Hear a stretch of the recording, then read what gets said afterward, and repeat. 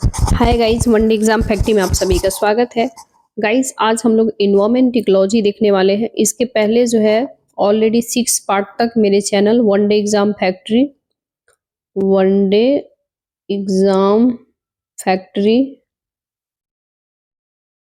Already one day exam factory के playlist में जाकर के आप लोग चेक कर सकते हैं। आर्ट एंड कल्चर भी हम लोग कंप्लीट करा चुके हैं। ठीक है, आर्ट एंड कल्चर का भी पीडीएफ जो है, सॉरी पीडीएफ कह रहे हैं, इसका लाइक जो भी हम लोग पीडीएफ के थ्रू पढ़े हैं, ये सब प्लेलिस्ट में जाकर के आप चेक कर सकते हैं। ठीक है, एंड ये जो है इन्वायरमेंट इकोलॉजी क्या है, इसके बाद इकोनॉमिक्स, आर्ट एंड कल्चर जो भी आप लोग को इसके सॉरी आर्ट एंड कल्चर तो हो ही चुका है, इकोनॉमिक्स और social issue, international relation, science and tech, 4 और बाकी है। जो भी आप लोग को चाहिए कमेंट में जरूर बता देना। ठीक है, चलो ज्यादा समय हम किल नहीं करेंगे। कह रहे कि अपतटीय पवन ऊर्जा यानी कि ऑफशोर विंड एनर्जी न्यूज में बहुत ही ज्यादा था, तो ये हम लोग देखेंगे। देखिए, हाल ही में केंद्रीय मंत्रिमंडल ने अपतटीय पवन ऊर्जा परियोजना के लिए कार्यान्वयन के लिए वायबिलिटी गैप फंडिंग यानी वीवीजीएफ की योजना को मंजूरी दिया है। ठीक है, इसके नोडल मंत्रालय कौन है? तो केंद्रीय नवीन एवं नवीकरणीय ऊर्जा मंत्रालय। ठीक है, इसका उद्देश्य क्या है? तो इसका उद्देश्य है 1 गीगावाट की अपतटीय पवन ऊर्जा परियोजना की स्थापना और इसमें ऊर्जा उत्पादन शुरू करना है। ठीक है, गुजरात तमिलनाडु के तट पर 500 मेगावाट की क्षमता वाली परियोजना स्थापित की जाएगी, यानी 500 मेगावाट गुजरात, 500 मेगावाट तमिलनाडु, ये क्षमता वाली परियोजना जो है यानी प्रोग्राम जो है स्टार्ट किया जाएगी। अब हम लोग जानेंगे वायबिलिटी गैप फंडिंग आखिर है क्या।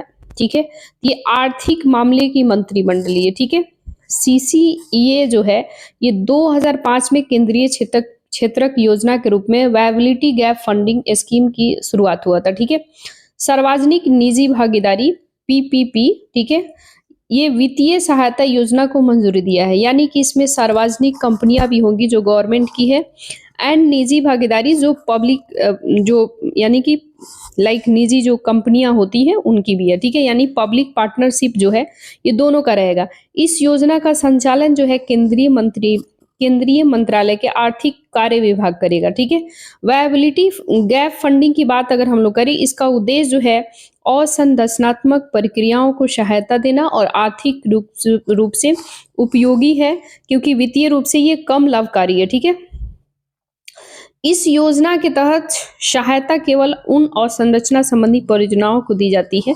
निजी क्षेत्र को परियोजना स्पॉन्सर का चयन प्रतिस्पर्धी बोली यानी कॉम्पिटिटिव बिल्डिंग प्रक्रिया के माध्यम से किया जाता है। ठीक है, नेक्स्ट हम लोग देखते हैं, कह रहा है कि अपतटीय पवन ऊर्जा क्या है। तो राष्ट्रीय अपतटीय पवन ऊर्जा नीति 2015 के तहत नवीन एवं नवीकरणीय ऊर्जा मंत्रालय अपतटीय पवन ऊर्जा क्षमता वृद्धि के लिए 2030 तक का लक्ष्य निर्धारित किया है, जो 30 गीगावाट निर्धारित किया गया है, यानी कि 2030 तक 30 गीगावाट निर्धारित हो गया। ठीक है, अब हम लोग देखेंगे ऑफशोर पवन ऊर्जा परियोजना और ऑनशोर पवन ऊर्जा परियोजना, दोनों अलग अलग है, तो दोनों में डिफरेंट क्या है ये हम लोग देखेंगे। तो देखिए, अब तटीय ऑफशोर पवन ऊर्जा जो है इसके लाभ क्या है? तो अधिक ऊर्जा का उत्पादन, बड़े टरबाइनों के कारण ऑफशोर टरबाइन ऑनशोर टरबाइन की तुलना में 1 मेगावाट अधिक ऊर्जा उत्पन्न करते हैं। दक्षता की बात करें तो स्थल पर चलने वाली पवनों की तुलना में समुद्र के ऊपर चलने वाली पवनें अधिक प्रबल, एक ही दिशा में बहती है, कम बाधाएं और चिंताएं उत्पन्न हो सकती है, यानी कि कम बाधा आती है इसमें।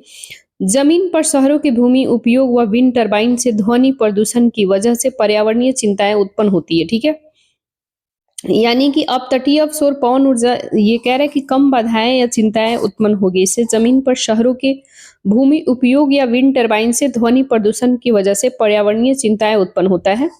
लेकिन ये अगर आप करते हैं सौर ऊर्जा परियोजना या फिर पवन ऊर्जा परियोजना, तो इससे दोनों के लाभ और दोनों में क्या क्या डिफरेंट है ये सारे बताया गया। ठीक है, कह रहा है कि इसके कारण क्या क्या हो सकते हैं। तो विद्युत आपूर्ति, ट्रांसमिशन और वित्तीय प्रक्रिया धीमी व अधिक समय लेने वाली, साथ ही इसके लिए अधिक अवसंरचना की आवश्यकता होती है, इस तरह इनके रख रखाव की लागत अधिक होती है। ठीक है, नेक्स्ट है स्थलीय अनसोर यानी कि पवन अनसोर जो है पवन ऊर्जा क्या है, इसके लाभ क्या क्या हैं। तो ये अधिक क्याफती यानी अधिक सस्ते दामों पे ये उपलब्ध हो जाते हैं, ठीक है। कह रहे हैं अब सौर पवन ऊर्जा की तुलना में क्या फती होती है, ये कम समय कम खर्चे में स्थापित किया जा सकता है। विद्युत आपूर्ति में कम नुकसान के साथ साथ वोल्टेज ड्रॉप, वोल्टेज में गिरावट कम होती है।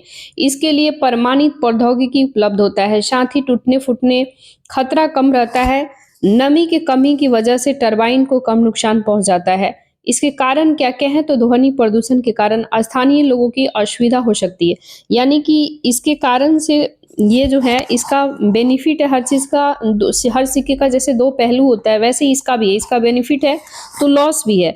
तो ये इसके कारण बताया जा रहा है कि जो स्थानीय लोग हैं उनको ध्वनि प्रदूषण के कारण असुविधा हो सकती है, ठीक है। वायु की गति और दिशा निश्चित नहीं होने के कारण दक्षता कम हो जाती है और भूमि की उपलब्धता भू क्षेत्र संबंधी समस्याएं उत्पन्न हो सकती है।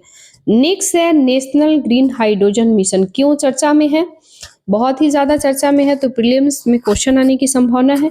कह रहे कि नवीन एवं नवीकरणीय ऊर्जा मंत्रालय ने नेशनल ग्रीन हाइड्रोजन मिशन के तहत मानकों और विनियामकीय फ्रेमवर्क के विकास के लिए प्रशिक्षण सुविधाओं और संरचना संस्थागत समर्थन के वित्त पोषणों के लिए योजना दिशा निर्देश जारी किए हैं। जारी दिशा निर्देश की मुख्य विशेषता क्या है, बजटीय परिव्यय में वित्त वर्ष 2025-26 के लिए 200 करोड़ रुपए बजट में आवंटन किया गया है। इसका उद्देश्य क्या है, तो ग्रीन हाइड्रोजन और उसके डेरिवेटिव्स की मूल्य श्रृंखलाओं को घटकों और प्रौद्योगिकी प्रक्रिया के लिए मौजूद परीक्षण सुविधाओं के अंतर्गत कमियों की पहचानना है। साथ ही national institute of solar energy योजना कार्यान्वयन और एजेंसी होगा। यानी कि इसमें इसके साथ साथ कौन काम करेगा, तो national institute of solar energy ये कार्यान्वयन करेगा, ठीक है। और SIA भी करेगा, ठीक है, यानी कि सोलर एलायंस जो है ये भी काम करेगा। यहाँ पे एजेंसी लिखा हुआ है SIA, ठीक है, ये भी काम करेगा। कार्यान्वयन पद्धति की बात अगर हम लोग करें तो कह रहा है कि SIA परीक्षण सुविधा की पहचान करेगा। SIA परीक्षण सुविधाओं की स्थापना के लिए नवीन और नवीकरणीय ऊर्जा मंत्रालय के परामर्श के प्रस्ताव CFP आमंत्रित करेगा। परियोजनाओं के मूल्यांकन समिति जो है इसके द्वारा प्रस्तावों का मूल्यांकन किया जाएगा। चयनित एजेंसी को मंजूरी देने के लिए PSC के द्वारा MNRE को सिफारिश किया जाएगा, ठीक है। SIA जो है SIA के द्वारा कार्यकारी एजेंसी लेटर ऑफ अवार्ड जारी किया जाएगा। वित्त पोषण और वित्त जारी करना, MNRE सरकारी संस्था के लिए पूंजीगत लाभ में 100% तक का वित्त पोषण करेगा और गैर सरकारी संस्था के लिए यानी कि जो कोई नॉन गवर्नमेंटल ऑर्गेनाइजेशन वगैरह होगा तो उसके लिए 70% वित्त पोषित करेगा, ठीक है। नेक्स्ट है, यानी कि आपको याद रखना है 100% किस में करेगा, जो गवर्नमेंटल ऑर्गेनाइजेशन होगा और 70% करेगा जो नॉन गवर्नमेंटल होगा, ठीक है। कह रहे कि नेशनल ग्रीन हाइड्रोजन मिशन के बारे में अगर हम लोग बातें करें 2023 में 19,774 करोड़ रुपए के साथ ये शुरू किया गया था। ये चरण 2022 से 23 और 2025 से 26 है, ठीक है। चरण 2 की बात करें तो ये जो पहला था, पहला चरण 1 में 2022 से 23 और 25 से 26 था। दूसरा जो है 25 से 27 और 27 से 29 है, ठीक है। इसका उद्देश्य है ग्रीन हाइड्रोजन, इसके डेरिवेटिव्स के उत्पादन, उपयोग, निर्यात के लिए भारत को ग्लोबल हब बनाना और निर्यातकों और घरेलू उपयोग के माध्यम से मांग सृजन को सुगम बनाना। स्ट्रैटेजिक इंटरवेंस और for the green hydrogen transition का प्रोग्राम वगैरह लाया गया, ठीक है। इसमें क्या कौन कौन सा प्रोग्राम है, call for the proposal, project appraisal, ठीक है, call for the proposal, project appraisal committee और एग्जीक्यूटिंग एजेंसी, ठीक है। तो ये तीनों रहेगा। नेक्स्ट हम लोग देखते हैं वर्ष 2030 तक इस मिशन के अपेक्षित परिणाम क्या क्या है, ठीक है। तो 2030 तक जो है वार्षिक ग्रीन हाउस गैस उत्सर्जन में लगभग 50 MMT की कमी लाना है, ठीक है। दूसरा, प्रति वर्ष कम से कम 5 MMT की ग्रीन हाइड्रोजन उत्पादन क्षमता हासिल करना है। एंड रोजगार की बातें करें तो 6 लाख से अधिक पूर्णकालिक नौकरियां सृजन करना है। कुल निवेश 8 लाख करोड़ रुपए से अधिक का निवेश करना है। देश भर में लगभग 125 गीगावाट की नवीकरणीय ऊर्जा क्षमता स्थापित करना है। यह 2030 तक का ये प्लान है, ठीक है। नेक्स्ट हम लोग देखते हैं इस्पात मोबिलिटी शिपिंग विकेंद्रीकृत ऊर्जा उपयोग बायोमास से हाइड्रोजन उत्पादन हाइड्रोजन भंडारण के लिए पायलट परियोजना को संचालित करना है। ग्रीन हाइड्रोजन हब का विकास करना है। जैसे उदाहरण के तौर पे इस संबंध में 3 पतन का पहचान किया गया है। पहचान कौन कौन सा किया गया है? तो ये है दीनदयाल जो दीनदयाल जो है ये कांडला गुजरात, पारादीप जो है उड़ीसा में है, और वियो जो है वियो चिदम्बरम यानी तूतीकोरिन तमिलनाडु में है। ठीक है, तो ये 3 है। एक दीनदयाल है वो कहाँ पे स्थापित किया गया है? कांडला में, जो गुजरात में है, ऑलरेडी पोर्ट है ये। पारादीप पोर्ट है ये, तो उड़ीसा में है। चिदम्बरनार जो है ये तूतीकोरिन तमिलनाडु में है। एनजीएचएम के तहत उठाए गए प्रारंभिक कदम यानी कौन कौन से अभी तक ये यानी कि स्टेप उठा चुका है काम के लिए? तो ये गेल लिमिटेड ने इंदौर मध्य प्रदेश में सिटी गैस वितरण ग्रिड में हाइड्रोजन को मिश्रित करने वाली भारत की पहली परियोजना शुरू किया गया। दूसरा जो है एनटीपीसी लिमिटेड ने एनटीपीसी सूरत गुजरात में पीएनजी नेटवर्क में 8% तक ग्रीन हाइड्रोजन को मिश्रित करना शुरू किया है। तीसरा एनटीपीसी ग्रेटर नोएडा उत्तर प्रदेश में जो स्थित है, और ये यानी कि एनटीपीसी जो है ये ग्रेटर नोएडा यानी कि उत्तर प्रदेश में जो है, और लेह में हाइड्रोजन आधारित फ्लू सेल इलेक्ट्रॉनिक व्हीकल बसें चलाई जा रही है।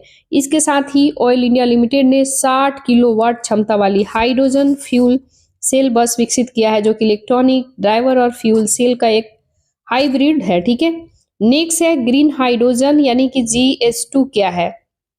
ग्रीन हाइड्रोजन यानी GH2 क्या है? तो इलेक्ट्रोलिसिस के माध्यम से उत्पादित हाइड्रोजन ग्रीन हाइड्रोजन GH2 कहा जाता है। इलेक्ट्रोलिसिस से सौर ऊर्जा या पवन ऊर्जा हाइड्रो जैसे नवीकरणीय स्रोतों से उत्पन्न बिजली का उपयोग करके जल अणुओं को, यानी ये H2 जो है ये जल का सूत्र है, भारी जल का। ठीक है, ये हाइड्रोजन H2 और ऑक्सीजन O2 के विभाजन किया जाता है, और GH2 का उत्पादन बायोमास में किया जाता है, जिसमें बायोमास का गैसीकरण करके हाइड्रोजन का उत्पादन किया जाता है।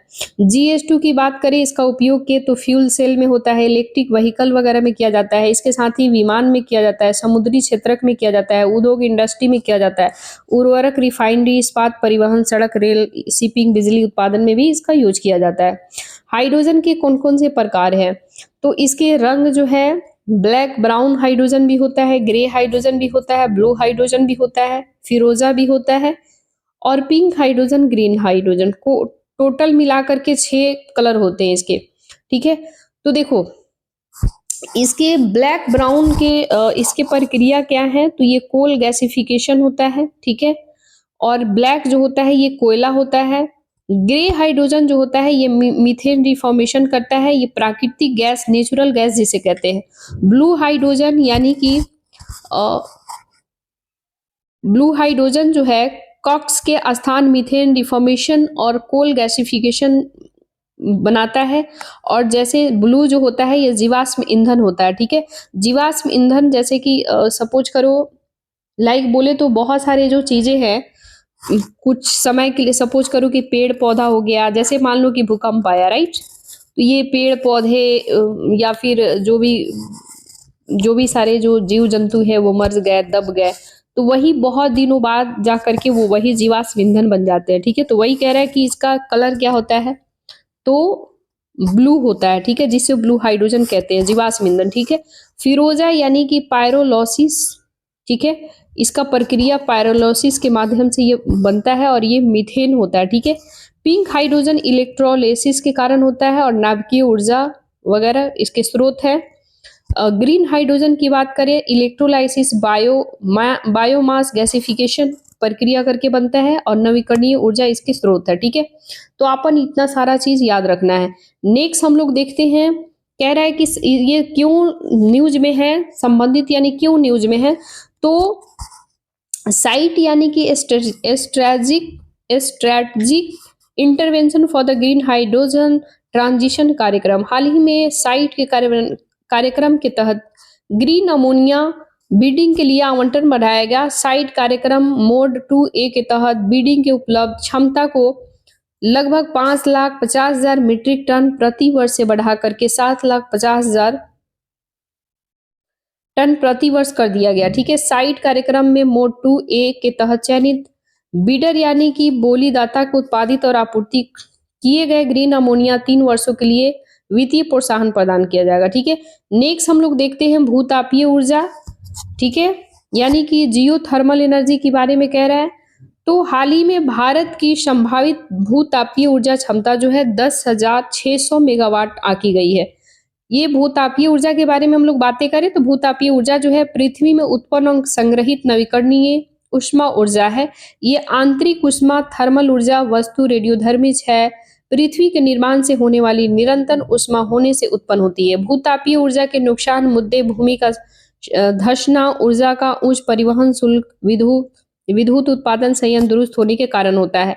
इसे चलते पारा, आर्सेनिक, बोरॉन और एंटीमनी जैसे विषैले रसायनों से संदूषण बढ़ाने का खतरा होता है। ठीक है, कह रहे अन्य मुद्दे उच्च पूंजी लागत, दूर स्थान के कारण तकनीकी आर्थिक व्यवहार्यता संबंधी समस्याएं हैं। भारत में किए गए उपाय क्या है? नवीकरणीय ऊर्जा अनुसंधान प्रौद्योगिकी विकास कार्यक्रम। तो कार्यक्रम ये RE-RTD शुरू किया गया है। MNRE जो है ये सरकारी गैर लाभकारी अनुसंधान यानी सरकारी भी गैर लाभकारी अनुसंधान भी इस पर रिसर्च करेगा। संगठनों को 100% तक वित्तीय सहायता, उद्योग स्टार्टअप आदि को 70% तक वित्तीय सहायता प्रदान किया जाएगा। जो हम लोग आगे एक बार देखे थे कि जो यानी कि गवर्नमेंट सेक्टर है उसकी अगर कोई ऑर्गेनाइजेशन काम करती है तो 100% यानी फंडिंग किया जाएगा, और जो प्राइवेट सेक्टर वगैरह है, कोई स्टार्टअप, उद्योग, इंडस्ट्रीज है, नॉन गवर्नमेंटल ऑर्गेनाइजेशन है, उसे यानी कि 70% फंडिंग किया जाएगा। ठीक है, अमेरिका भारत रणनीतिक स्वच्छ ऊर्जा साझेदारी के तहत renewable energy technology action platform स्थापित किया जाएगा। Mission on the advance and high impact research शुरू किया गया। ठीक है, नेक्स्ट है भूमिगत कोयला गैसीकरण। ठीक है, ये बहुत ही चर्चा में है, यानी कि अंडरग्राउंड कोल ग्लासिफिकेशन की बातें कर रहा है। क्यों चर्चा में है? तो हाल ही में कोयला मंत्रालय ने झारखंड में एक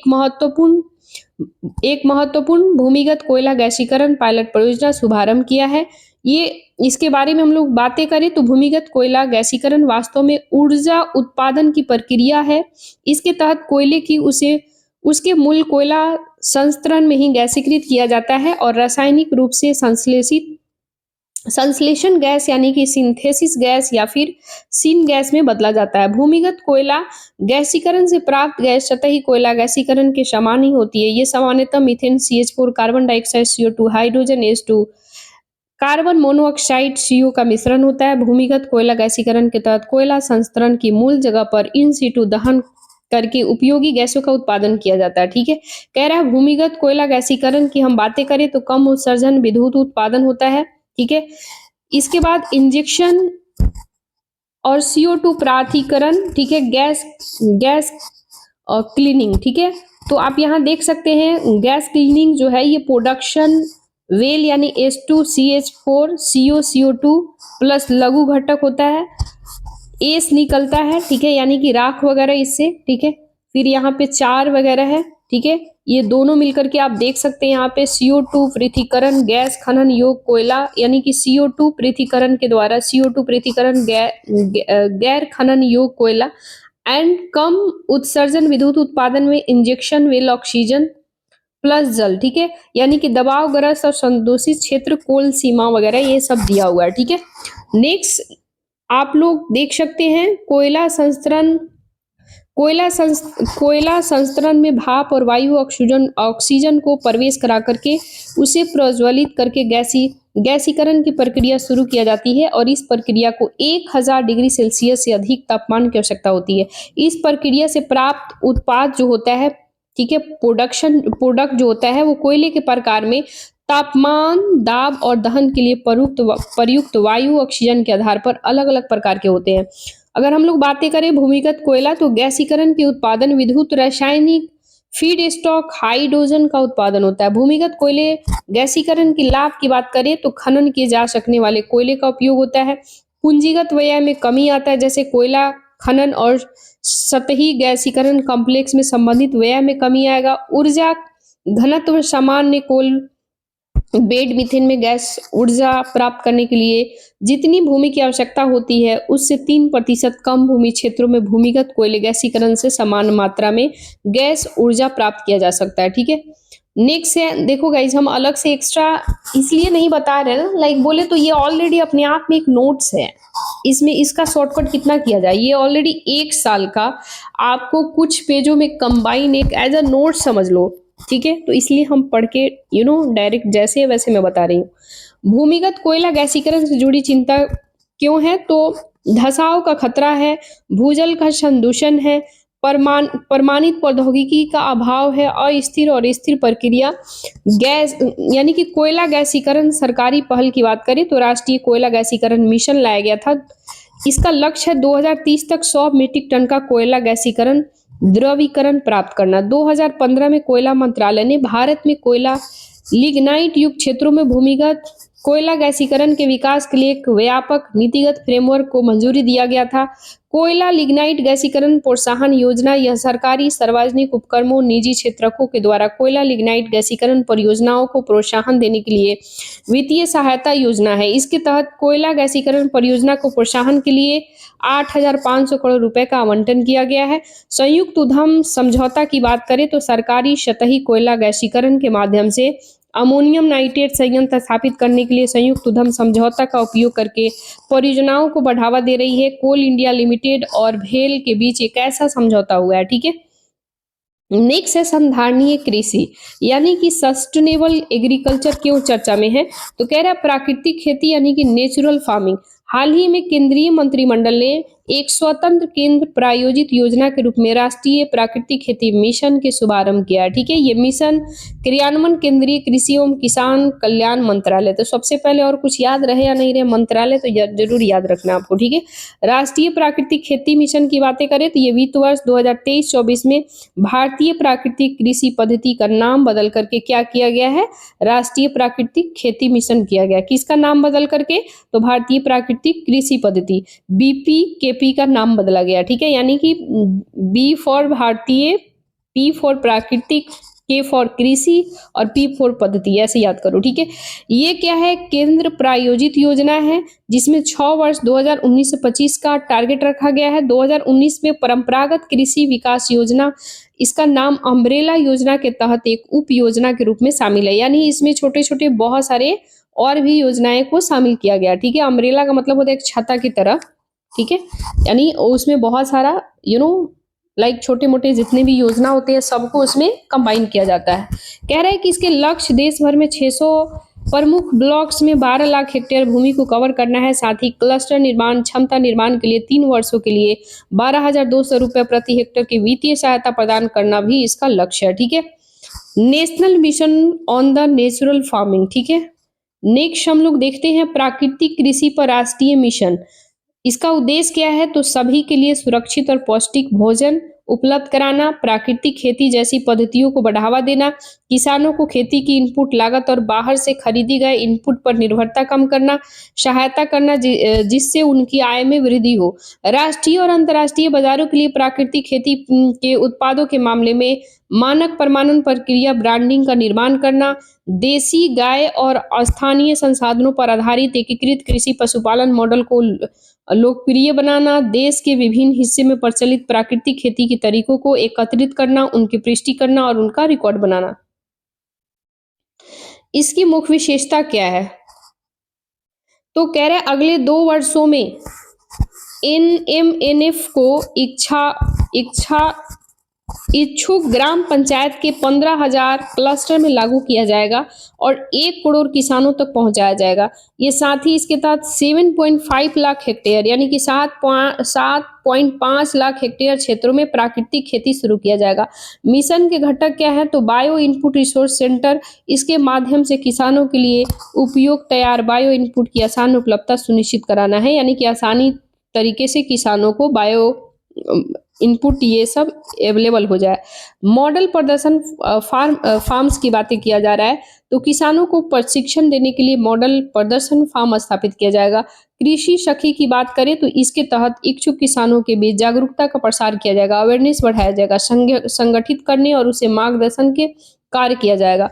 नेक्स्ट हम लोग देखते हैं ये रसायन मुक्त कम इनपुट वाले जलवायु अनुकूल कृषि प्रणाली है। ये सिंथेटिक कृषि रसायनों के उपयोग को समाप्त करके पशुधन और स्थानीय रूप से उपलब्ध संसाधनों पर आधारित होती है। प्राकृतिक खेती शुरू करने वाले राज्य कौन-कौन से हैं? तो आंध्र प्रदेश है, छत्तीसगढ़ है, केरल है, गुजरात है, हिमाचल प्रदेश है, झारखंड है, ठीक है? प्राकृतिक खेती के लाभ क्या-क्या हो सकते हैं? तो उत्पादन में सुधार हो जाएगा। दूसरा, मिट्टी के माइक्रोबायोटा का पुनर्जीवन, जिससे कि मृदा का स्वास्थ्य बेहतर होगा। मृदा में जैविक घटकों और कृषि जैव विविधता में वृद्धि होगा। जल संसाधनों का ज़्यादा समझदारी से उपयोग होगा। कार्बन नाइट्रोजन फुटप्रिंट में कमी आएगी। जैव इनोकुलम का उपयोग, जो कि पोषक तत्वों की मात्रा बढ़ा करके मनुष्यों के लिए जैव उपलब्धता में सुधार करता है, ठीक है? प्राकृतिक खेती के घटक क्या-क्या हो सकते हैं? तो बीजामृत, यानी कि यह गाय के गोबर, मूत्र और चूना आदि मिश्रणों का उपयोग करके बीजों का बीमारियों से बचाया जा सकता है। जीवामृत का मतलब यह मिट्टी में सूक्ष्म जीवों की गतिविधियों को बढ़ावा देने वाले जैव उत्तेजक के रूप में कार्य करता है। आच्छादन, यानी कि मल्चिंग की बातें कर रहा है, तो ये नमी को संरक्षित करने के लिए फसलों के पुआल मृत पादप बायोमास का उपयोग करके मिट्टी को ढकना। इसके बाद है वापाशा की बात करें, वापाशा यानी मिट्टी में केचुआ को सक्रिय करके वायु और जल वाष्प की उपलब्धता को बढ़ाना, ठीक है? पादप का संरक्षण मतलब कीट, बीमारी और खरपतवार की समस्याओं को रोकने के लिए जैविक मिश्रण का छिड़काव करना होगा, ठीक है? नेक्स्ट हम लोग देखते हैं जैविक ऑर्गेनिक वर्सेस प्राकृतिक कृषि प्रणाली। यानी कि जो जैविक होता है कृषि, यानी ऑर्गेनिक कृषि होता है प्लस नेचुरल कृषि, दोनों में क्या-क्या डिफरेंट है? कह रहे हैं कि दोनों ही रासायनिक मुक्त कृषि प्रणाली है। ये मुख्य रूप से बायोमास प्रबंधन, प्राकृतिक पोषक तत्वों के पुनर्चक्रण, फसल चक्रण और बहुफसलीय खेती पर निर्भर है, ठीक है? ये अंतर क्या-क्या है? तो पैरामीटर इसके जो है जैविक कृषि, यहाँ पे जैविक और प्राकृतिक दोनों हैं, आप देख सकते हैं। जैविक कृषि के इनपुट क्या-क्या हो सकते हैं? तो खेत से बाहर से खरीदे गए ऑर्गेनिक और जैविक इनपुट शामिल होते हैं, जबकि प्राकृतिक में इसमें किसी भी तरह के बाहरी इनपुट का उपयोग नहीं किया जाता है। इसमें देसी गाय से प्राप्त खेत पर ही उपलब्ध इनपुट का उपयोग किया जाता है, यानी कि गाय के गोबर वगैरह से यूज कर सकते हैं आप। है ना? प्लस जो धान के खेती में जो पुआल-वुआल होता है, वो आप वो करके उस पे, यानी उसी में खेतों में ही वो सड़ जाएगा, लाइक बोले तो खाद बन जाएगा। बकरी की जो टॉयलेट होती है बकरी की, लेडी जिसको गाँव में कहते हैं, वो छिड़काव हो सकता है। मतलब इस टाइप के, लाइक बोले तो। मृदा में सुधार, यानी जैविक कृषि में इसमें खनन के प्राकृतिक खनिजों के माध्यम से आवश्यकता आधार पर मृदा में सुधार किया जाता है, जबकि प्राकृतिक कृषि में कंपोस्ट करके वर्मी कंपोस्ट खनिजों को उपयोग की अनुमति नहीं है, ठीक है? कृषि प्रक्रिया की बात करें जैविक कृषि में, तो इसमें जुताई, खाद मिलाने की, निराई गुड़ाई आदि के कार्य करने की आवश्यकता होती है, लेकिन प्राकृतिक में इसमें मृदा की सतह पर सूक्ष्म जीवों, केचुआ द्वारा कार्बनिक पदार्थों के अपघटन को प्रोत्साहित किया जाता है। लागत की बात करें जैविक कृषि में, तो इसमें जैविक खादों की आवश्यकता के कारण लागत अधिक आती है, लेकिन प्राकृतिक की बात करें तो इसमें स्थानीय जैविक संसाधनों पर निर्भरता के कारण कम लागत होती है। एज इट इज आप लोग मेंस में ये पॉइंट लिख सकते हैं, ठीक है? एग्रीकल्चर से रिलेटेड जहां भी आए तो आप लोग उसमें डायरेक्ट पुटअप कर सकते हैं। नेक्स्ट हम लोग देखते हैं, कह रहा है प्राकृतिक खेती को बढ़ावा देने के लिए शुरू की गई अन्य पहले, यानी कि गवर्नमेंट की इनिशिएटिव क्या-क्या है? तो राष्ट्रीय कृषि विस्तार प्रबंधन संस्थान, ठीक है? मैनेज, यानी कि यह प्राकृतिक खेती पर सर्वोत्तम कार्य प्रणाली को दर्ज करने और सफलता की कहानियों के डिजिटलीकरण के लिए एक नॉलेज पार्टनर है। राष्ट्रीय जैविक और प्राकृतिक खेती की बात करें, इसका उद्देश्य जो है रसायन मुक्त कृषि प्रणालियों को बढ़ावा देना, प्राकृतिक खेती के लिए परमाणु कार्यक्रम का विकास करना। राष्ट्रीय संधारणीय कृषि मिशन की बात करें तो ये जलवायु परिवर्तन राष्ट्रीय कार्य योजना के तहत निर्धारित 8 मिशन में से एक है। परंपरागत कृषि विकास योजना की बात करें तो 2015 में शुरू किया गया था, जिसका उद्देश्य रासायनिक और कीटनाशक रहित कृषि उपज सुनिश्चित करना है। इसके लिए पर्यावरणीय रूप से अनुकूल और कम लागत वाली तकनीकों को अपनाया जाता है। नेक्स्ट है राष्ट्रीय कीट निगरानी, ठीक है? राष्ट्रीय कीट निगरानी प्रणाली की बात करें, नेशनल पेस्ट सर्विलेंस सिस्टम की बात करें तो केंद्रीय कृषि मंत्री ने आर्टिफिशियल इंटेलिजेंस आधारित प्लेटफॉर्म राष्ट्रीय कीट निगरानी प्रणाली का उद्घाटन किया है। ये प्रणाली क्षेत्रीय कृषि में कीटों से निपटने के लिए एकीकृत कीट प्रबंधन को बढ़ावा देगा। राष्ट्रीय कीट निगरानी प्रणाली के बारे में हम बातें करें तो ये इसका उद्देश्य जो है कीटनाशकों के लिए रिटेल विक्रेता पर किसानों की बहुत अधिक निर्भरता को कम करना, कीटनाशकों के अधिक उपयोग पर रोक लगाना ये आवश्यक है। शामिल एजेंसी की बात करें एनपीएसएस वस्तु यानी कि पौध संरक्षण, क्वारंटाइन और भंडारण निदेशालय आईसीएआर एनसीआईपीएम के बीच सहयोग पर आधारित है।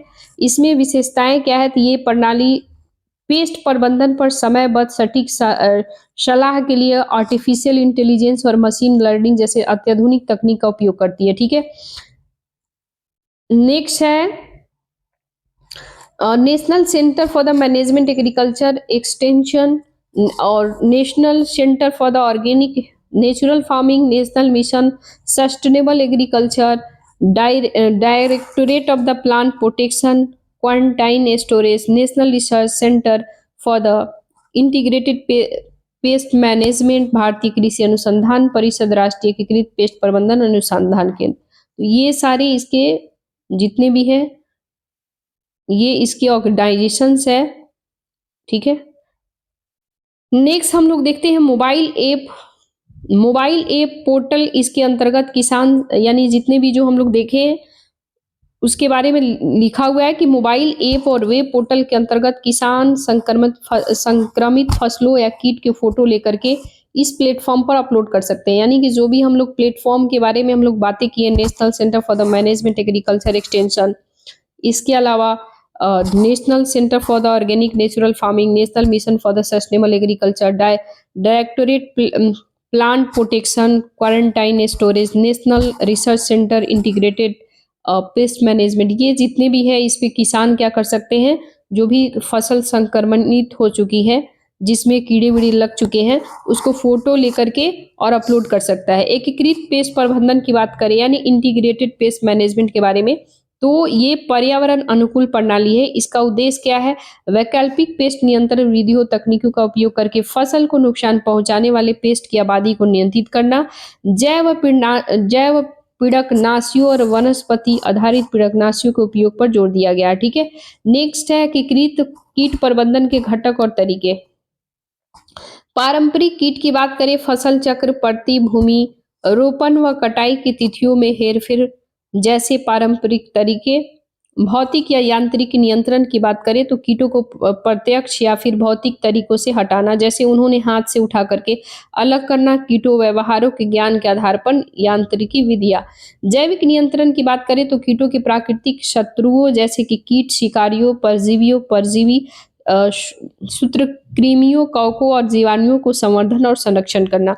रासायनिक नियंत्रण की बात करें तो रासायनिक कीटनाशकों का प्रयोग अंतिम उपाय के रूप में किया जाता है जब अन्य सभी तरीके असफल हो जाते हैं। यानी ये जितने भी तरीके हैं जब असफल हो जाएगा तब रासायनिक नियंत्रण लास्ट में किया जाता है। नेक्स्ट न्यूज में बहुत ही ज्यादा है खाद्य अपशिष्ट सूचकांक यानी कि फूड वेस्ट इंडेक्स क्यों चर्चा में है, तो कह रहे हैं संयुक्त राष्ट्र पर्यावरण कार्यक्रम यानी कि यूएनईपी ने खाद्य अपशिष्ट सूचकांक रिपोर्ट 2024 जारी की है। ये रिपोर्ट में कहा गया कि waste and resources action programme के सहयोग से तैयार किया गया। ठीक है, WFWI रिटेल यानी खाद्य अपशिष्ट सूचकांक की हम लोग बात करें यानी कि फूड वेस्ट इंडेक्स रिटेल और उपभोक्ता घरेलू एवं खाद्य सेवा के यहाँ बर्बाद होने वाले भोजन, अनाज और अखाद्य हिस्सों की मात्रा के वैश्विक और राष्ट्रीय स्तर पर ट्रैक करता है। ठीक है, यानी कि जो भी खाद्य वगैरह अनाज वगैरह बर्बाद होता है उसका ये रिकॉर्ड डेटा करता है। ठीक है, ये सतत विकास लक्ष्य सस्टेनेबल डेवलपमेंट गोल जो है 12.3 के 2 संकेतकों को गोल्स के समर्थन करता है जिन्हें 2030 तक हासिल किया जाना है। ठीक है, ये 2 संकेतक क्या क्या है, जो sustainable development goal 12.3 1 sub clause A और sustainable development goal 12.3 1 sub clause B. ठीक है, तो दोनों हम लोग देखेंगे।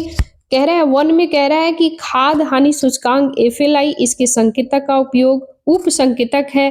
FLI फसल कटाई के बाद नुकसान सहित उत्पादन और आपूर्ति श्रृंखला में खाद्य हानि को कम करने में मदद करता है। और खाद्य कृषि संगठन एफएलआई का संरक्षण है, ठीक है।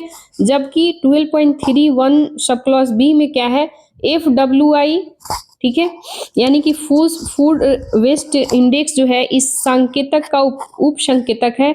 एफडब्ल्यूआई फूड वेस्ट इंडेक्स रिटेल और उपभोक्ता स्तर पर प्रति व्यक्ति वैश्विक खाद्य अपशिष्ट की मात्रा को कम करके आधा करने पर केंद्रित करता है। यूएनएपी खाद्य अपशिष्ट सूचकांक का संरक्षक है, ठीक है।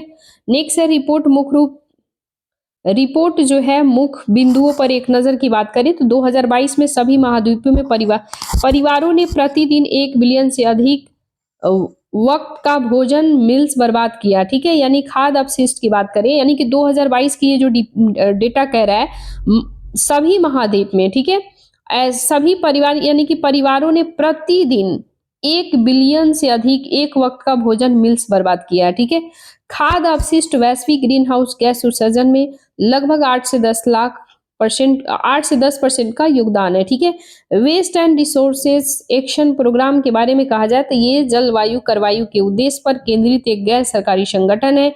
इसकी स्थापना 2000 में यूनाइटेड किंगडम में हुआ था, ठीक है। कह रहा है कि एफएलआई क्या है, इसके बारे में हम लोग बातें करें। ये जलवायु संकट के कारणों से निपटने और पृथ्वी को संधारणीय भविष्य प्रदान करने की दिशा में काम कर रहा है। सहयोग के द्वारा खाद की बर्बादी को कम करने के लिए इसका सजेशन रहता है, सुझाव रहता है। सार्वजनिक निजी भागीदारी पीपीपी मॉडल अपना करके व्यवस्थागत तरीके से कार्रवाई करने की जरूरत है। कोटोल्ड कमिटमेंट 2030 यूनाइटेड किंगडम ऑस्ट्रेलियाई खाद्य समझौता के कुछ उदाहरण है, ठीक है। अपशिष्ट प्राथमिकता वाले क्षेत्रों हॉटस्पॉट क्षेत्रों को लक्षित करते हुए रोड मैप खाद्य वितरण योजना तैयार किया जाना चाहिए, ठीक है। सुर्खियों में रही अन्य संधारणीय पद्धति other sustainable practice in news जो चर्चा में है वो उस पे हम लोग देख लेते हैं। कह रहा है कि पैरा फसल पत्ती कृषि विधि यानी कि पैरा क्रॉपिंग सिस्टम क्या है, तो हाल ही के वर्षों में उड़ीसा में संरक्षण कृषि यह विधि अपनी लोकप्रियता खेती के लिए यानी लोकप्रियता खोती जा रही है, ठीक है। यानी कि उड़ीसा में जो संरक्षण कृषि है ये विधि जो है अपनी लोकप्रियता यानी जो फेमस था वो खोती जा रही है, ठीक है। पैरा फसल पत्ती के बारे में हम बात करें तो ये फसल बुआई की एक रिले विधि है। इसमें धान की खड़ी फसल की कटाई लगभग 2 सप्ताह पहले उसी खेत में कम अवधि में तय होने वाली दलहनी तिलहनी फसलों के बीच छिड़काव किया जाता है और इस तरह के नई फसल की बुआई से पहले खेत की जुताई, निराई, सिंचाई और उर्वरक के उपयोग की जरूरत नहीं पड़ती है। बोले तो जो कटाई फसल की जो कटाई होती है, सपोज करो कि धान की कटाई हो गया, गेहूं की कटाई हो गया, तो उसका जो स्टबल जो बचता है ना नीचे वाली जो डंठल, उसको 1-2 सप्ताह 3 सप्ताह पहले खेतों में ही छोड़ दिया जाता है, जिससे कि लगभग ऐसे भी उसे खेतों में ऑब्जर्व करने के लिए बोले तो उसमें मेल्टिंग होने के लिए मिट्टी में लगभग 3 सप्ताह से 4 सप्ताह लग जाता है। तो इसलिए ये फेमस है वहां पे, क्योंकि वो नेचुरल फार्मिंग होता है। बोले तो वहां वो खेतों में ही वो सड़ जाता है, जिसके कारण एक तरह से खाद बन जाता है। तो वही कहा जा रहा है कि इस तरह के नई फसल की बुआई से पहले खेत की जुताई, निराई, सिंचाई, उर्वरक के उपयोग में इसकी जरूरत नहीं पड़ती है, क्योंकि वो ऑलरेडी उसी से वो लोग कर लेते हैं, ठीक है। इसके लाभ क्या क्या है, तो भूमि अधिकतम उपयोग सुनिश्चित होता है, किसानों के आय में वृद्धि होती है। पैरा फसल पत्ती कृषि विधि वाले राज्य क्षेत्र बिहार है, पूर्वी उत्तर प्रदेश है, पश्चिम बंगाल, छत्तीसगढ़, उड़ीसा है, ठीक है। नेक्स्ट है हरी खाद यानी ग्रीन मैन्यूरिंग क्या है, ठीक है। ग्रीन मैन्यूरिंग बहुत चर्चा में है, तो हाल ही में तमिलनाडु में हरी खाद ढैंचा, ठीक है, ढैंचा का वितरण शुरू किया गया है। ये हरी खाद के बारे में हम बातें करें तो फलीदार पादपों से संबंधित पौधों को उगाना, पर्याप्त वृद्धि के बाद उन्हें मिट्टी से मिला देना हरी खाद कहलाती है। यह आमतौर पर भारत में हरी खाद वाली फसल के रूप में उगाई जाती है। इसका पशुधन के लिए आहार के रूप में मृदा में सुधार के लिए प्रयोग किया जाता है। हरी खाद का महत्व क्यों है, ये मिट्टी संरचना में सुधार करती है, उसकी जल धारण क्षमता बढ़ती है, अपरदन में मिट्टी और नुकसान कम करती है, खरपतवार के प्रसारों को रोकती है और क्षारीय मिट्टी के सुधार में मदद करती है। ये मिट्टी में कार्बनिक पदार्थों का समावेशन करती है है और मिट्टी में सूक्ष्म जीवों की गतिविधियों को प्रेरित करती है। ठीक है, नेक्स्ट हम लोग देखते हैं, नेक्स्ट है एकीकृत पोषक तत्व प्रबंधन, इंटीग्रेटेड न्यूट्रिएंट मैनेजमेंट। ये क्यों चर्चा में है? तो भारतीय कृषि अनुसंधान परिषद आईसी यानी कि इंडियन एक मिनट, भारतीय कृषि अनुसंधान परिषद, ठीक है, AII जो है ये यानी कि भारतीय कृषि अनुसंधान परिषद जो है, ये प्रयोग से पता चला है कि एकीकृत पोषक तत्व प्रबंधन INM पद्धतियों ने मृदा की उर्वरता को बनाए रखा है।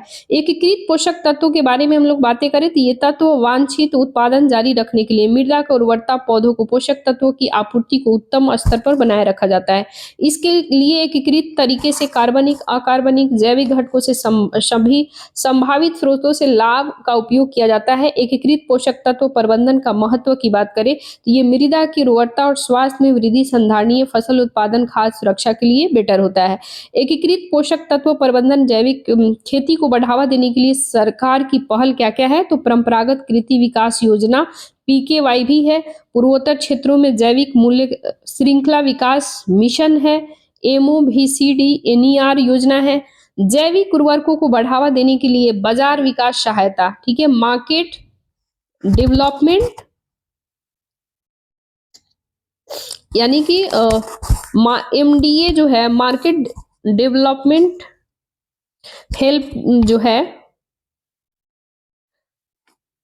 यानी कि बाजार विकास सहायता गवर्नमेंट के इनिशिएटिव है। उर्वरकों के संधारणीय और संतुलन उपयोग को बढ़ावा देने के लिए पीएम प्रणाम एक योजना है। ये जितने भी सारे हैं 1 2 3 4 ये गवर्नमेंट की इनिशिएटिव है, ठीक है, यानी कि गवर्नमेंट ने जो जो कदम उठाया है वो दिखा रहा है। नेक्स्ट है विविध यानी कि मिसलेनियस, हम लोग देख लेते हैं। अवैध रेत खनन यानी कि इलीगल सैंड माइनिंग, ये क्यों चर्चा में है? तो हाल ही में सुप्रीम कोर्ट ने तमिलनाडु में अवैध रेत खनन प्रवर्तक निदेशालय ED से रिपोर्ट मांगी है, ठीक है।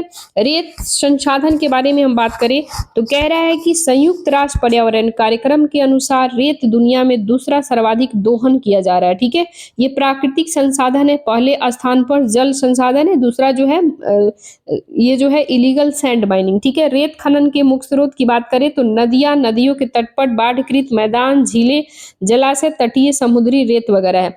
भारत में रेत खनन का विनियमन खान और खनिज विकास और विनियमन अधिनियम 1957 एक्ट के तहत रेत और गौण खनिज यानी कि माइनर मिनरल के रूप में वर्गीकृत किया गया है। गौण खनिजों का विनियमन की बात करें तो ये अवैध खनन पर रोक सहित राज्य सरकारों की विधायी और प्रशासनिक अधिकारों क्षेत्रों के अंतर्गत आता है।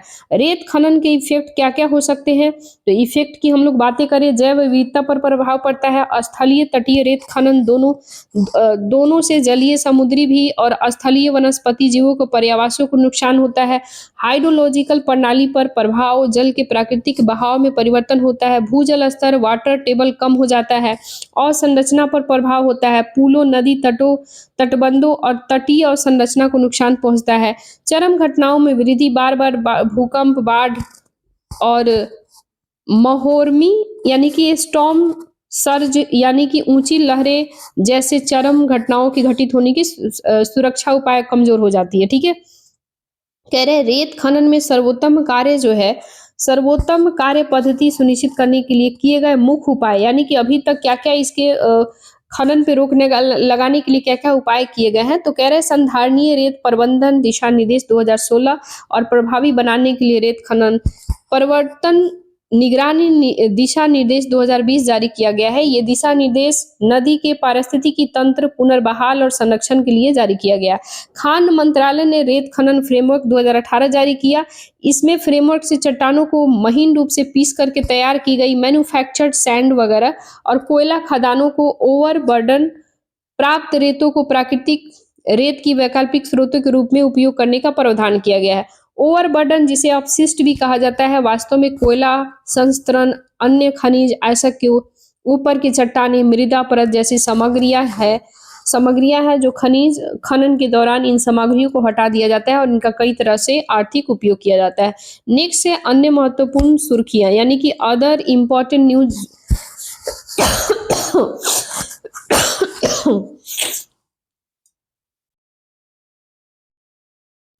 थोड़ी कोल्ड हो रही है, सॉरी फॉर दैट। इसके लिए अन्य महत्वपूर्ण न्यूज में है इको मार्क्स की हम लोग बातें करें। केंद्रीय पर्यावरण वन जलवायु परिवर्तन मंत्रालय ने इको मार्क नियम 2024 शुरू किया है। इको मार्क लेबलिंग के देने मानदंड ऐसे उत्पादन जिनके पास भारतीय मानक ब्यूरो BIS अधिनियम के तहत भारतीय मानकों के अनुरूप लाइसेंस या फिर प्रमाण पत्र या फिर गुणवत्ता नियंत्रण आदेश मैंडेट के साथ ही जो इको मार्क नियम को निर्धारित मानदंडों को पूरा करता हो। ये नियम के अनुसार इको मार्क उत्पादकों को भी दिया जा सकता है जो संसाधन उपभोग और पर्यावरणीय प्रभाव के संबंध में पर्याप्त संबंधी निर्धारित मानदंडों को पूरा करते हैं। आवेदन प्रक्रिया विनिर्माताओं केंद्रीय प्रदूषण नियंत्रण बोर्ड के माध्यम से इको मार्क के लिए आवेदन करना होगा। ठीक है। नेक्स्ट है इको लेबलिंग मार्क के उपयोग की अवधि। ये मार्क 3 साल के लिए वैध होगा। निरीक्षण कार्यान्वयन यह कार्य केंद्रीय पर्यावरण मंत्रालय के सचिव की अध्यक्षता वाली संचालन समिति करेगी। भारत में पर्यावरण प्रमाणन की योजना क्या क्या है? तो भारतीय वन और लकड़ी प्रमाणन योजना शुरू किया गया है। ये देश में संधारणीय वन प्रबंधन कृषि वानिकी को बढ़ावा देने के लिए शुरू किया गया है। स्वैच्छिक थर्ड पार्टी प्रमाणन का प्रावधान करती है। इसमें वन प्रबंधन प्रमाणन, वन के बाहर वृक्ष प्रबंधन प्रमाणन, कस्टडी प्रमाणन श्रृंखला है। यह उन संस्थाओं को बाजार आधारित प्रोत्साहन प्रदान करती है अपनी गतिविधियों में जिम्मेदार वन प्रबंधन कृषि वानिकी पद्धतियों को अपनाती है। नेक्स्ट है इथेनॉल। इथेनॉल 100 की चर्चा में है। तो पेट्रोलियम मंत्रालय ने इथेनॉल में 100 फ्यूल शुरू किया है। ये इथेनॉल 100 क्या है? तो ये जो है गैसोलीन का एक स्वच्छ और हरित विकल्प है। ये 90 से 94% इथेनॉल, 4 से 5% मोटर स्पिरिट फ्लेम को रंग प्रदान करने के लिए और 1.5% सह विलायक हायर सैचुरेटेड अल्कोहल का मिश्रण है। ठीक है। ये जो इथेनॉल जो है 100 की ऑक्टेन संख्या 100 यानी 100 से 105 के बीच होती है, जो इसे हाई परफॉर्मेंस वाले इंजन के लिए आदर्श बनाता है और ये इंजन दक्षता पावर आउटपुट को बेहतर बनाता है, पर्यावरणीय प्रभाव को कम करता है। नवीकरणीय ऊर्जा, दूसरा न्यूज जो है नवीकरणीय ऊर्जा प्रौद्योगिकी कार्रवाई platform renewable energy technology action platform के बारे में। ये RETAP जो है यानी कि renewable energy technology action platform जो है, ये संयुक्त राष्ट्र समूह की पहली वर्चुअल बैठक भारत और संयुक्त राज्य अमेरिका के प्रतिनिधियों के बीच किया गया है। RETAP के बात हम लोग करें तो ये घोषणा भारत और अमेरिका के द्वारा संयुक्त रूप से 2023 में स्ट्रेटेजिक क्लीन एनर्जी पार्टनरशिप के तहत किया गया था। इस स्ट्रेटेजिक क्लीन एनर्जी पार्टनरशिप को 2021 में लॉन्च किया गया था और भारत व अमेरिका के बीच ये सहयोगात्मक पहल, इसका उद्देश्य है स्वच्छ ऊर्जा में नवाचार और उपयोगी में तेजी लाना। RETAP यानी कि renewable energy technology action platform जो है, ये प्रारंभ में हरित, स्वच्छ, हाइड्रोजन, पवन ऊर्जा, महासागरीय ज्वारीय ऊर्जा ध्यान केंद्रित करेगा और इसके कार्य 5 विषयों के द्वारा निर्देशित होते हैं। अनुसंधान और विकास, नॉन मेसी प्रौद्योगिकी का विकास, प्रशिक्षण। ठीक है। नेक्स्ट है बायो CNG। तो बायो CNG क्यों चर्चा में है? इंदौर नगर निगम एशिया की सबसे बड़ी नगर पालिका ठोस अपशिष्ट धारी सुविधा से प्रतिदिन 17,000 किलोग्राम बायो CNG के उत्पादन करती है। बायो CNG क्या है? तो बायो CNG की बात करें, ये बायोगैस का शोधक यानी प्यूरिफाइड और संपीड़ित रूप से, जिसमें लगभग 92 से 98% मीथेन पाया जाता है। ये संयंत्र का शुभारंभ 2022 में किया गया था। ये अपशिष्ट को धन में बदलने के लिए galvanising organic bio agro resource का पहल है। गोवर्धन पहल के बारे में बात करें, समन्वय विभाग जल संसाधन मंत्रालय का पेयजल स्वच्छता विभाग है। ठीक है। नेक्स्ट हम लोग देखते हैं इसका उद्देश्य क्या है। तो बायोडिग्रेडेबल जैविक अपशिष्ट को बायोगैस, संपीड़ित बायोगैस और जैविक खुद खाद जैसे कि मूल्यवान संसाधनों में परिवर्तन करना, चक्रीय अर्थव्यवस्था को बढ़ावा देना। नेक्स्ट है सुपर हाइड्रोफोबिक कैटेलिस्टिक की बात करें तो वैज्ञानिकों की एक टीम ने सुपर हाइड्रोफोबिक वाटर रिपेलेंट कैटेलिस्टिक यानी कि उत्प्रेरक विकसित किया है। यह बायोडीजल उत्पादन की लागत को कम कर सकता है। सुपर हाइड्रोफोबिक कैटेलिस्टिक के बारे में हम लोग बातें करें तो ये बायोमास सेलुलोज से बनाया जाता है। ये पर्यावरण के अनुकूल और प्रचुर मात्रा में उपलब्ध होता है। इसके अलावा इसका उपयोग बार बार किया जा सकता है। ये कियाफती भी है। ये बायो यानी कियाफती मतलब ये सस्ता भी है। ये बायोडीजल उत्पादन के दौरान उत्पन्न होने वाले हानिकारक जल उत्पादन यानी कि वाटर बाय द प्रोडक्शन से निपटा सकता है। इसे बायोडीजल उत्पादन वाली साइट को विषाक्त होने से बचाया जा सकता है। ये बायोमास अपशिष्ट निपटान के लिए संधारणीय विकल्प प्रदान कर सकता है। ग्राफीन कार्बन नैनो ट्यूब के विकल्प के रूप में बायोचार की उपयोगिता का विस्तार कर सकता है। ठीक है, नेक्स्ट है business responsibility and the sustainability reporting की बात करें हम लोग तो हाल ही में रिपोर्ट में ये विश्लेषण किया गया है कि कंपनियां business responsibility and sustainability report disclosure को कैसे अपना रही है। तो BRSR जो है यानी कि बिजनेस रिस्पॉन्सिबिलिटी सस्टेनेबिलिटी रिपोर्ट जो है ये फ्रेमवर्क एक अनिवार्य प्रकटीकरण है यानी कि डिस्क्लोजर मैकेनिज्म है। इसका उद्देश्य किसी व्यवसाय के वित्तीय प्रदर्शन और उसके पर्यावरण सामाजिक गवर्नेंस यानी कि ये इन्वायरमेंटल सोशल गवर्नेंस प्रदर्शन के बीच संबंध स्थापित करना है। सेबी ने BRSR को 2022-23 से शीर्ष 1000 सूची कंपनियों के बाजार पूंजीकरण के आधार के लिए अनिवार्य कर दिया है। ठीक है, इसके तहत इन कंपनियों को अपने पहलुओं पर प्रदर्शन रिपोर्ट प्रस्तुत करता है। साथ ही सेबी का मार्गदर्शन जो है, सेबी के मार्गदर्शन दस्तावेज 3 प्रकार के प्रकटीकरण विवरण प्रदान करता है। वो क्या क्या है तो सामान्य प्रबंधन प्रक्रिया है, सिद्धांतवार है।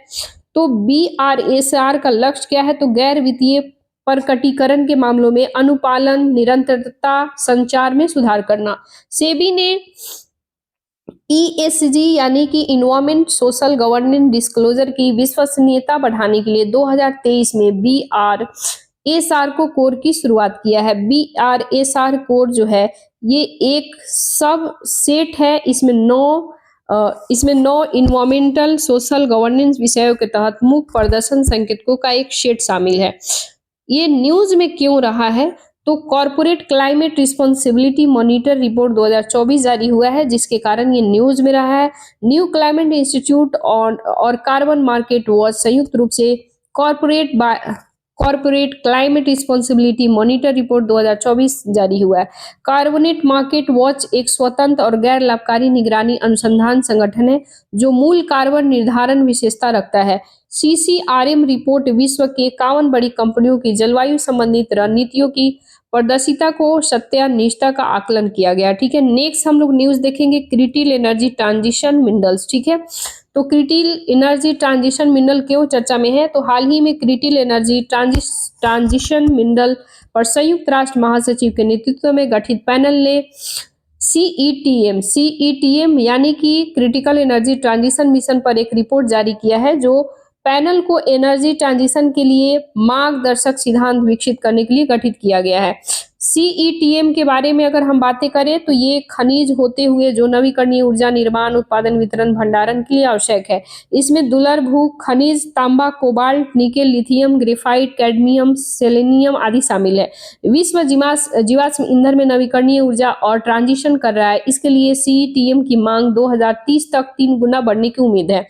बायोमास ब्रिकेट्स की बातें हम लोग करें तो बायोमास ब्रिकेट्स ऊर्जा विद्युत उत्पादन क्षेत्रों के लिए ईंधन के रूप में उभरे हैं। वर्तमान में बायोमास प्लेटलेट्स आमतौर पर कोयले के विकल्प के रूप में इस्तेमाल किया जाता है। ठीक है, नेक्स्ट है बायोमास ब्रिकेट्स क्या है तो ये संगठन ये कृषि अवशेष वानिकी अपशिष्ट यानी कृषि का जो अवशेष होता है या फिर वानिकी जो वन वगैरह से जो अपशिष्ट होते हैं जो कचड़े वगैरह है उसके लिए बातें कर रहा है। अपशिष्ट बायोमास जैसे कि कार्बनिक पदार्थ कॉम्पैक्ट ब्लॉक है। ठीक है, ब्रेकिंग प्रोसेस इस प्रक्रिया में बायोमास अपशिष्ट को सघन रूप से संपीड़ित किया जाता है और ऐसा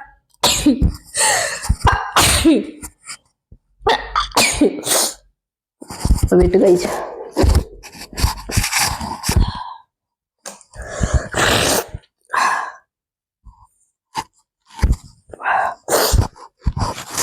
सॉरी फॉर दैट यार, सॉरी फॉर दैट गाइस।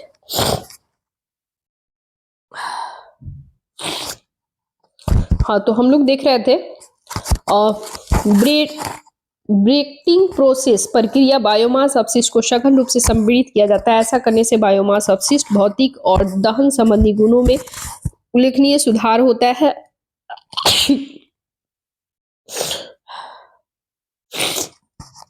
इसे ये जो है दक्ष नवीकरणीय ऊर्जा संसाधन बन जाता है। जीवाश्म ईंधन के विपरीत वे कार्बन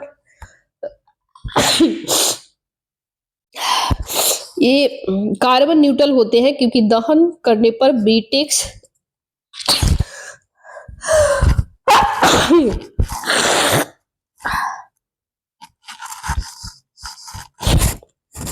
कार्बन न्यूट्रल होते हैं क्योंकि ये दहन करने पर ब्रिटेक्स कोई अतिरिक्त CO2 उत्सर्जित नहीं करता है। गाइस आज हम इतना ही रहने देते हैं।